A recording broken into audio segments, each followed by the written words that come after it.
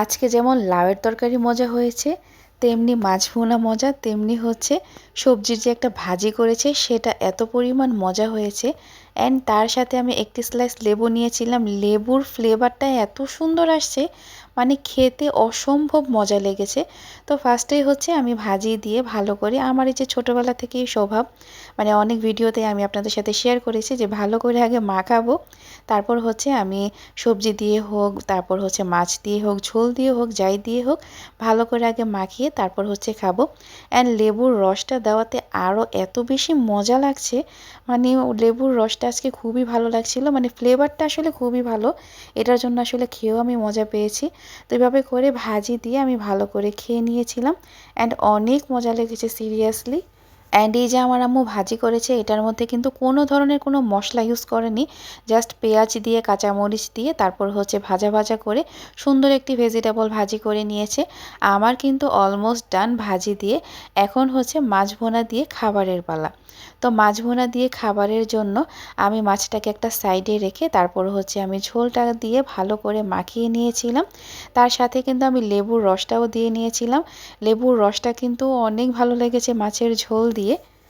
আর মাছটা আমার আম্মু সবসময় হচ্ছে মাছের মধ্যে, মানে যে কোনো রান্নাই হোক, সবসময় হচ্ছে ঝাল কম দিয়ে, তেল কম দিয়ে রান্না করে, কাঁচামরিচের ঝালটা আসলে বেশি দেয়। তো মাছ দিয়ে মাখিয়ে আমি খেয়ে নিয়েছিলাম, খুবই ভালো লেগেছে, মানে ঝোলের সাথে লেবুর রসটা দিয়ে অনেক মজা লেগেছে। আর লাউয়ের তরকারিটা আসলে মাছ দিয়ে রান্না করেছে, লাউটা আসলে একদম কচি ছিল, অ্যান্ড খেতে অসম্ভব মজা লাগছিল। এই লাউটা আসলে আমাদের আশেপাশের যে এলাকাগুলো, ওনারা নিজের হাতে হচ্ছে এগুলো বুনে, মানে হচ্ছে মানে আশেপাশে হচ্ছে গাছ লাগিয়ে তারপরে এই লাউগুলো আসলে বিক্রি করে। এগুলো আসলে যারা সবজির বাজারে লাউ বিক্রি করে, ওরা আসলে এত পরিমাণ পানি দেয়, মানে লাউ, মিষ্টি কুমড়া এগুলোর স্বাদটা আসলে নষ্ট হয়ে যায়। তো যাদের আসলে, অনেকে আমাদের আশেপাশে আসলে গাছে হয়, তো ওরা যদি যখন বিক্রি করে তখন আমার আম্মু একদম 4-5টা তারপরে কিনে রাখে, কারণ আমরা অনেক সবজি খেয়ে থাকি।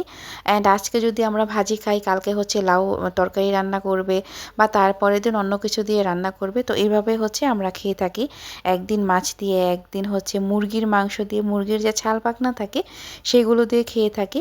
তো লাউটা আসলে আমাদের অনেক প্রিয়, আমরা সবাই আসলে লাউ খেয়ে থাকি। আমার ছোট ভাই সহ লাউ খায়, কারণ আমরা ছোটোবেলা থেকে সবজি খেয়ে বড় হয়েছি। তো এটার জন্য মোটামুটি আমরা সবাই সব ধরনের সবজি খেয়ে থাকি।